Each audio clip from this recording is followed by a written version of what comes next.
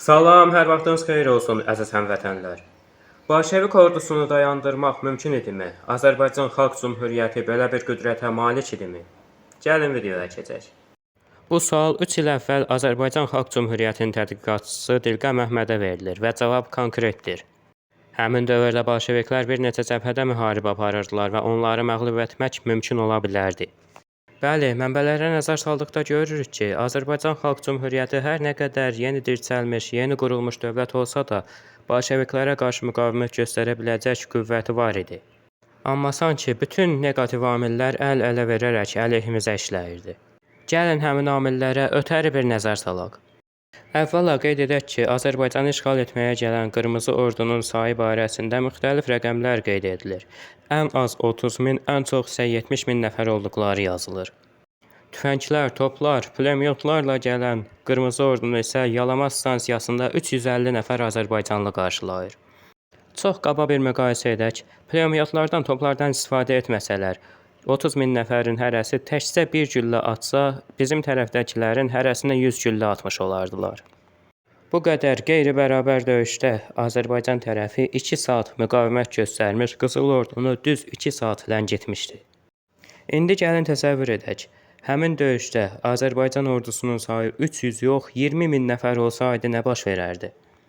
Qalib gəlmə ehtimalı göz ardı edilməyəcək qədər yüksələrdi, elə deyilmi? Amma olmadı, çünki bolşeviklərin əlində çoxdan istifadə etdikləri bir maşa var idi. Qarabağda erməni silahlıları tüğyan etmiş, günahsız xalqa işgəncələr verərək onları qətl etməyə başlamışdılar. Əhalinin namusuna bacardıqları qədər əxlaqsız şəkildə toxunurdular ki, Cümhuriyyəti qıcıqlandırsınlar. Və beləcə onları dayandırmaq üçün Azərbaycan Xalq Cümhuriyyəti məcbur olmuşdu ki, bütün gücünü Qarabağa göndərsin. Yəni qısacası, Azərbaycana bolşevik ordusu soxulanda Azərbaycanın 20 min nəfərlik ordusu var idi, lakin ermənilərlə məşğul idi. Həmçinin bolşevik ordusunun qida problemləri var idi. Elə bu səbəbdən Bakıya soxulan kimi bütün ərzaq mağazaları və ərzaq anbarları yağmalandı. Yəni bir neçə günlük müqavimət belə bolşevik ordusunun məğlub olaraq geri çəkilməsinə səbəb ola bilərdi. Başqa bir amilə nəzər salaq. Bakı azad edildikdən qısa bir müddət sonra Mudros anlaşmasına görə Osmanlı ordusu Azərbaycanı tərk edərək öz yerlərini ingilislərə təhvil vermişdilər. İngilislər isə 1919-cu ilin sentyabrında Azərbaycanı tərk etdilər. Yəni Azərbaycan tamamilə müttəfiqsiz şəkildə qalmışdı bolşeviklər hücum edəndə. Başqa bir amil. Cümhuriyyəti dəstəkləyən qaçaqlar olduğu kimi, Cümhuriyyətə qarşı döyüşən də çoxlu qaçaq dəstələr mövcud idi. Elə məsələn, təkcə Qatır Məmməd Azərbaycan Xalq Cümhuriyyətinə çox böyük zərərlər vermişdi. Başqa bir amil, bolşeviklərin propagandaları sayəsində Azərbaycanın daxilində bolşevikləri dəstəkləyən çoxlu şəxslər var idi. Onlar tərəfindən şayələr yayılmışdı ki, bolşeviklər Azərbaycanı işğal etməyə yox, Atatürkə dəstək verməyə gedirlər.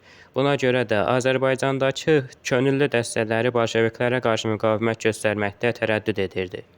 Başqa bir amil, bolşeviklərin gəldikləri yoldakı körpülərin və relslərin partladılması əmr edilmişdi. Lakin öz generallarımız bolşeviklərin hilələrinə aldanaraq bu əmri yerinə yetirmədilər. Bir amil daha Osmanlı paşası olan Xəlil Qutbaşa Azərbaycana çoxlu bolşevikləri yerləşdirmişdi və Azərbaycanda Xalq Cümhuriyyətinin zəifləməsi üçün çoxlu işlər görmüşdü. Bu haqda ekranda gördüyünüz videoda ətraflı şəkildə danışmışıq. Başqa bir amil Gürcüstan, əgər bolşeviklər hücuma keçərsə, Azərbaycana dəstək verəcəyini, bolşeviklərə qarşı birlikdə müqavimət göstərəcəyini söyləmişdi, lakin öz vədlərinə sadiq çıxmadılar və Azərbaycanı köməksiz qoydular. Bəli, əzizlər, bu amillərdən bir neçəsi, hətta bəlkə də təkcə biri olmasaydı, bolşevik ordusunu məğlub etmək mümkün olardı. Mənbələri tək-tək sadalayaraq sizi yormadan videonu tamamlayıram. Əgər videoda verilən məlumatlar və onların mənbələri haqqında daha ətraflı məlumat istəsəniz, ekranda gördüyünüz videonu izləyə bilərsiniz. Sağ olun, salamat qalın, Allah amanında.